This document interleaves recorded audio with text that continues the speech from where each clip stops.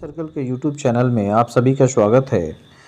आज यहाँ पे एक यूपी पावर कॉरपोरेशन लिमिटेड की काफ़ी अच्छी वैकेंसी आई है, जो कि आईटीआई के जो भी ट्रेनी जो पास आउट हो चुके हैं इलेक्ट्रीशियन के लिए, उनकी काफ़ी अच्छी वैकेंसी आई है। करीब 891 वैकेंसी है और ये वैकेंसी इसमें ये बड़ा जल्दी ही इस वैकेंसी को पूरा कर लिया जाएगा।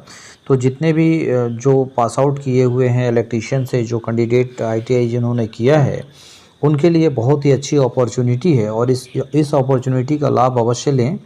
और बिल्कुल इसमें कई सारी जो है, चूँकि ट्रेड से काफ़ी क्वेश्चंस आते हैं, तो वैसे विद्यार्थी जिनका बहुत ही अच्छा कमांड है ट्रेड के ऊपर, उनके लिए बहुत ही अच्छा वैकेंसी है। इसको हम लोग देखते हैं।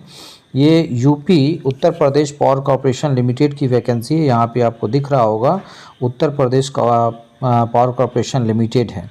इसमें जब जैसे ही आप नीचे जाएंगे, हमने uppcl.org खोला है और वहाँ से हमने देखा है, ये देखिए जैसे ही आप नीचे जाएंगे तो वैकेंसी यहाँ पे दिखेगी आपको। और ये वैकेंसी जो है 1 नंबर पे जो वैकेंसी है, इसकी हम चर्चा कर रहे हैं। ये एडवर्टीजमेंट फॉर द पोस्ट, कौन से पोस्ट के लिए है? टेक्नीशियन के लिए है। Electrical against the advertisement number 10 VSA 2022 technician विद्युत। यहाँ से आप इसको व्यू करके डाउनलोड भी कर सकते हैं। देखिए ये वैकेंसी डाउनलोड हो गई है और ये वैकेंसी जो आया है Uttar Pradesh power corporation limited के तरफ से आया है। ये विद्युत सेवा आयोग के द्वारा ये वैकेंसी निकाला गया। विज्ञापन संख्या 10 और 2022 टेक्नीशियन विद्युत की वैकेंसी है। इसमें जो वैकेंसी जो होना है, इसमें किस तरह का एग्ज़ाम होना है और क्या होना है, इसको हम लोग डिस्कस करते हैं। ये जो एग्ज़ाम होगा, इसमें सीबीटी एग्ज़ाम लिया जाना है, यहाँ लिख रहा है टेक्नीशियन विद्युत के लिए। और हेतु निर्धारित अनिवार्य योग्यता, और देखिए यहाँ पे भी देखिए एक चीज़ आपको दिख रहा होगा कि ये समूह ग की वैकेंसी है, यानी कि ग्रुप सी की वैकेंसी है। और इसमें वैसे जो नागरिक आवेदन कर सकते हैं, वैसे सभी भारतीय नागरिक आवेदन कर सकते हैं, है ना। ऑनलाइन के माध्यम से आवेदन आमंत्रित किया जाएगा और सभी के लिए है। अदर स्टेट के लिए भी ये वैकेंसी है और यूपी के लिए तो है ही। अब इसमें सीट क्या क्या है, इसको हम लोग थोड़ा सा आगे देखते हैं, डिस्कस करते हैं। ये देखिए सीट काफ़ी अच्छी सीट दी गई है। ये कम ही वैकेंसी इस तरीके का निकलता है और इसके लिए काफ़ी दिनों से जो है वेट करते हैं विद्यार्थी कि इस तरीके की वैकेंसी आए। और इसमें देखिए वैकेंसी किसकी है, पद का नाम है टेक्नीशियन विद्युत की वैकेंसी है। अनारक्षित पोस्टों की संख्या, यानी कि यूआर अनरिजर्व कैटेगरी में 357 पोस्ट है।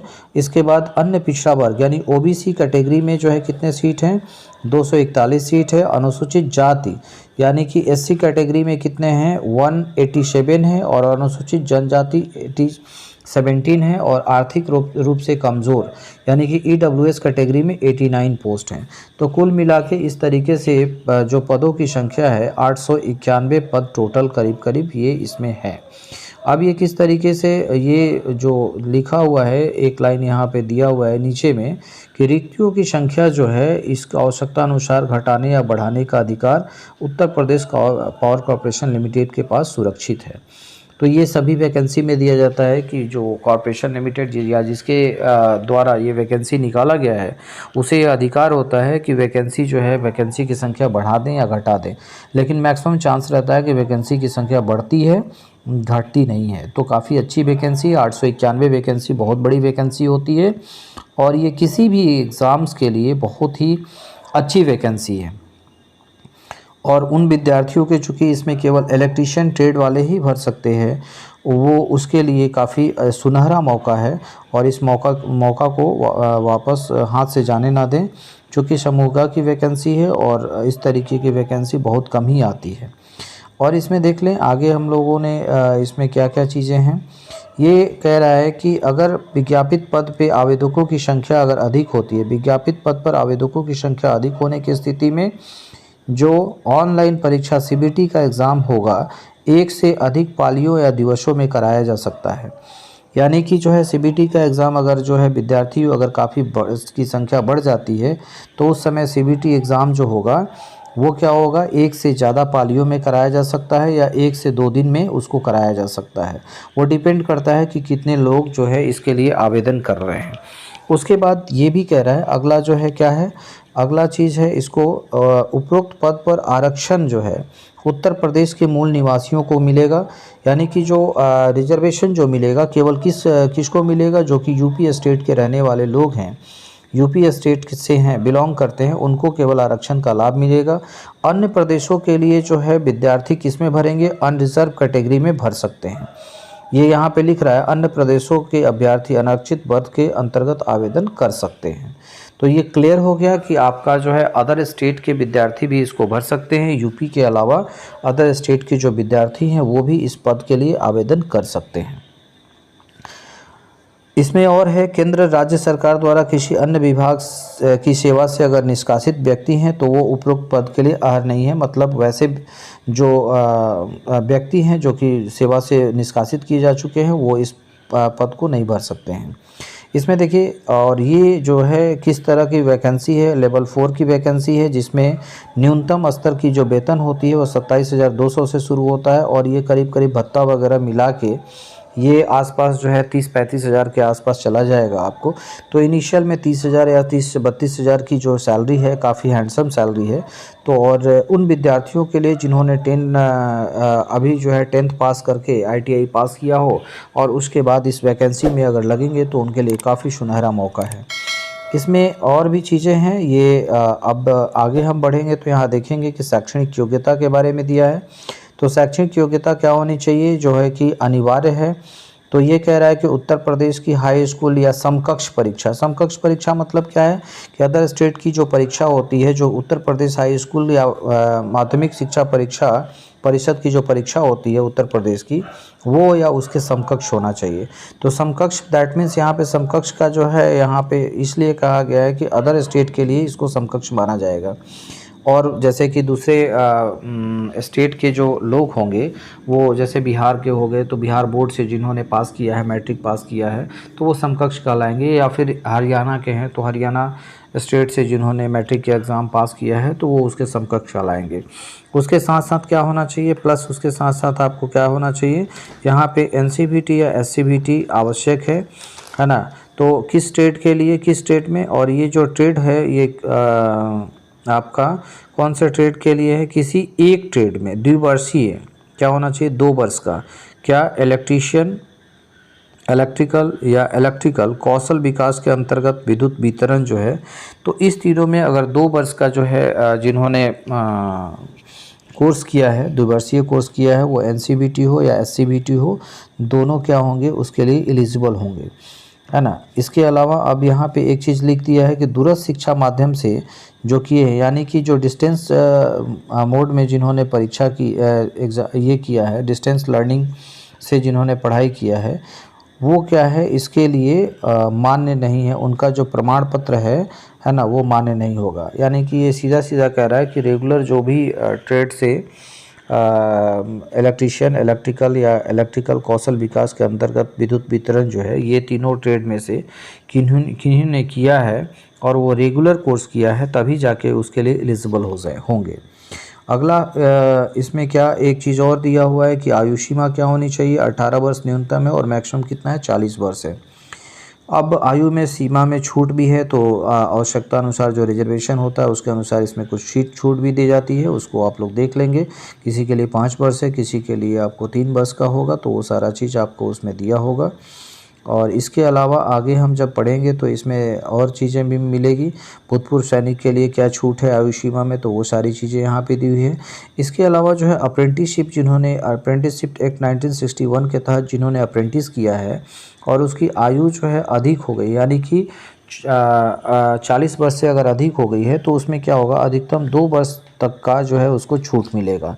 यानी कि 42 ईयर्स तक भी वो इस पोस्ट के लिए एलिजिबल होंगे, ऐसा इसमें जो है लिखा है जिन्होंने अप्रेंटिस किया है उसके लिए। अब ये आरक्षण किसको किसको मिलेगा, तो आरक्षण का लाभ जो वहाँ के मूल निवासी हैं, जो मूलवासी हैं यूपी के, उन्हीं को मिलेगा। उसके अलावा जो भी अदर स्टेट के जो कैंडिडेट हैं वो किस में जाएंगे, अनरिजर्व कैटेगरी में जाएंगे और उसको किसी भी तरीके का आरक्षण का लाभ नहीं मिलेगा। अब आगे जो है हम लोग देख लें, इसमें जो है आवेदन का शुल्क क्या है। आवेदन का शुल्क अनुसूचित जनजाति और अनुसूचित जाति के लिए 826 रुपये का है है ना, जिसमें कि उत्तर प्रदेश के मूल निवासी का होना आवश्यक है, तो यहाँ पे 826 रुपये का है। और दूसरे कैटेगरी में जितने भी जैसे कि अनरिजर्व्स या फिर इसके बाद ओबीसी कैटेगरी में कितना है, 1180 रुपया ये फ़ीस ले रहा है।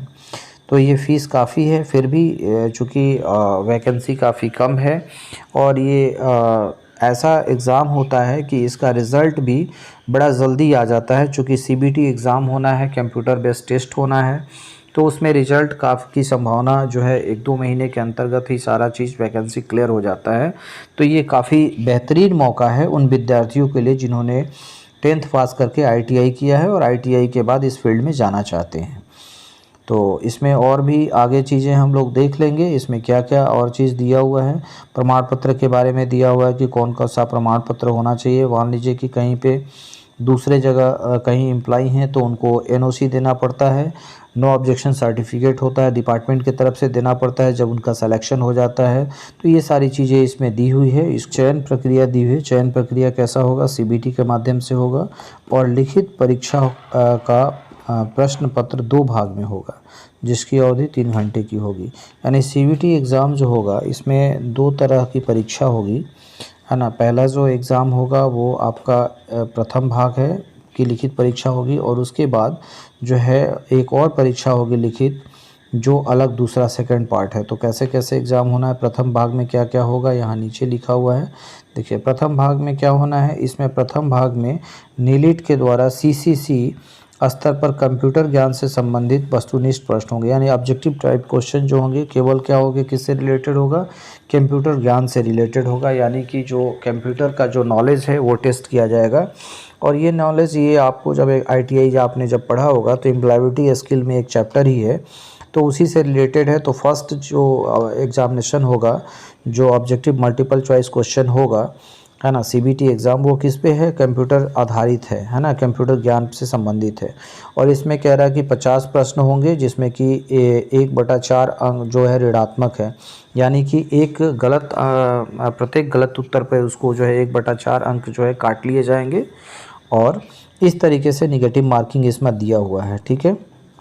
और इसमें ये भी कह रहा है कि सेकंड नंबर पे कंप्यूटर ज्ञान का जो है परीक्षा प्रथम भाग की परीक्षा में कम से कम 20 अंक लाना होगा, अनिवार्य होगा। अन्यथा जो है अगर 20 अंक जिसको नहीं मिलेगा उस कंडीशन में उसका द्वितीय भाग का मूल्यांकन नहीं किया जाएगा। तो पहले क्या करना है, फर्स्ट एग्ज़ाम जो है आपका सीबीटी एग्ज़ाम है वो किस पे है, कंप्यूटर ज्ञान पर आधारित है और वो 50 अंकों की है। और 50 अंक में आपको जो है कितना अंक लाना ज़रूरी है, 20 अंक लाना ज़रूरी है क्वालिफाई करने के लिए। तो जैसे ही पहले पार्ट में आपने क्वालिफाई कर लिया, आपको जो है दूसरा टेस्ट देना होगा और द्वितीय भाग की परीक्षा देनी होगी। और द्वितीय भाग में क्या क्या होगा ये भी चीज़ दिया हुआ है। और इसमें देखिए एक चीज़ और कह रहा है कि कंप्यूटर ज्ञान के प्रथम भाग में जो अर्जित अंक हैं वो मेरिट में नहीं जोड़ा जाएगा, यानी श्रेष्ठता निर्धारण में नहीं जोड़े जाएंगे। ये कंफर्म कर दिया कि जो है पहला जो भाग है वो केवल क्या है, क्वालिफाइंग नेचर का है। उसमें आपको केवल क्वालिफाई करना है, यानी 20 मार्क्स केवल लाना है। उसके बाद आपको जो है उसमें अब सेकंड पार्ट की परीक्षा होगी और उसके आधार पे आपका चयन होगा। पहले में कितना नंबर आया है उसको मेरिट में नहीं जोड़ा जाएगा। तो ये बिल्कुल क्लियर हो गया है आप सभी को। तो अब द्वितीय भाग में क्या क्या चीज़ों की परीक्षा होगी इसको हम लोग देखते हैं। द्वितीय भाग में देखिए ये पहला जो है क्या कह रहा है, सामान्य अध्ययन का जो होगा 20 प्रश्न होंगे जिसमें 20 अंक होगा। इसके बाद सामान्य हिंदी है, 15 अंक होंगे, 15 क्वेश्चन। फिर इसके बाद सामान्य अंग्रेजी 15 क्वेश्चन, 15 अंक। इसके बाद तकनीकी ज्ञान जो है, यानी कि जो ट्रेड से रिलेटेड जो प्रश्न है वो कितने होंगे, 150 और उसमें 150 नंबर का है। तो टोटल इस तरीके से करके 200 नंबर का है। तो परीक्षा जिसमें जो है आपको दिख रहा होगा कि इसमें किस चीज़ का ज़्यादा इम्पोर्टेंस है, तो तकनीकी ज्ञान, यानी कि जिसका टेक्निकल पेपर में जो है अच्छा होगा 150, तो 150 में 150 मार्क्स यहाँ ला सकता है। या मतलब यानी कि यहाँ पे इम्पोर्टेंट ये है कि आप कितने अच्छे से आईटीआई किए हैं। अगर आईटीआई में आपकी पकड़ अच्छी है, आपके ट्रेड के ऊपर पकड़ अच्छी है, तो ये एग्ज़ाम आपके लिए है और यहाँ बिल्कुल आप जो है क्वालिफाई कर सकते हैं, ठीक है। और इसमें देखिए एक चयन के लिए आपको क्या चीज़ कह रहा है कि न्यूनतम कम से कम 33.5% अंक प्राप्त करना अनिवार्य होगा। तो ये एक जो है मिनिमम क्राइटेरिया इनने फिक्स कर दिया है कि जो अधिकतम अंक है 200 अंक है, तो 200 का 33.5% आपको लाना ही है, ये मैंडेटरी है, तभी आप क्वालिफाई करेंगे परीक्षा में। मेरिट में आएंगे कि नहीं इसकी ये नहीं है, क्वालिफाई कब करेंगे जब 33.5% नंबर आप ला देंगे, तब आप क्वालिफाई कर जाएंगे उस एग्ज़ाम को। लेकिन मेरिट में आने के लिए, चूँकि मेरिट में हो सकता है कि 85% भी नंबर कोई लाए, तो मेरिट में ऊपर से लिया जाएगा, ऊपर से जितने भी पोस्ट जो है वो संख्या ऊपर से काउंट होगी, और वहाँ से जो है देखते हुए जितने लोग, जो जितना सीट है, जितनी वैकेंसी है, उतने को वहाँ से सेलेक्ट कर लिया जाएगा। यानी कि 33.5% से नीचे लाने वाले विद्यार्थी किसी भी तरीके से उसमें चयन उनका नहीं हो पाएगा, चूँकि मिनिमम यहाँ पे फिक्स कर दिया है। तो ये बिल्कुल क्लियर हो गया है।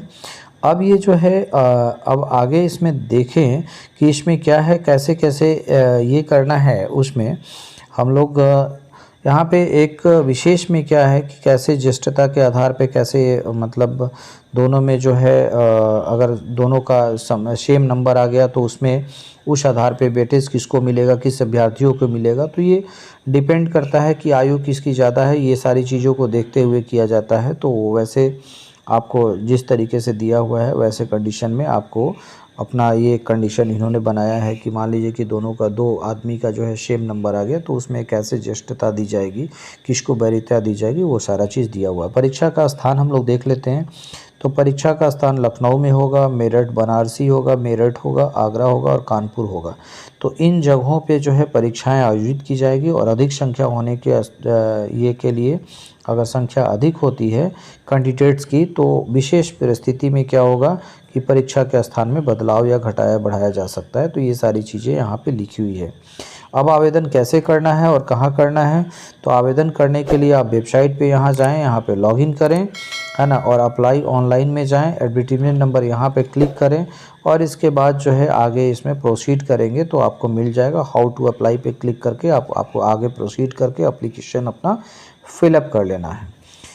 इसी तरह के और वीडियो पाने के लिए चैनल को सब्सक्राइब करें और अपने दोस्तों के पास भी शेयर करें, और ये वीडियो अगर इंफॉर्मेटिव्स लगा हो तो आगे बढ़ाएं। इसमें मैंने जो PDF था वो आपको टेलीग्राम चैनल पे इसका PDF उपलब्ध करा दिया है, जिसका लिंक डिस्क्रिप्शंस में दिया हुआ है। तो चलिए आज समाप्त करते हैं। ओके, थैंक यू, धन्यवाद।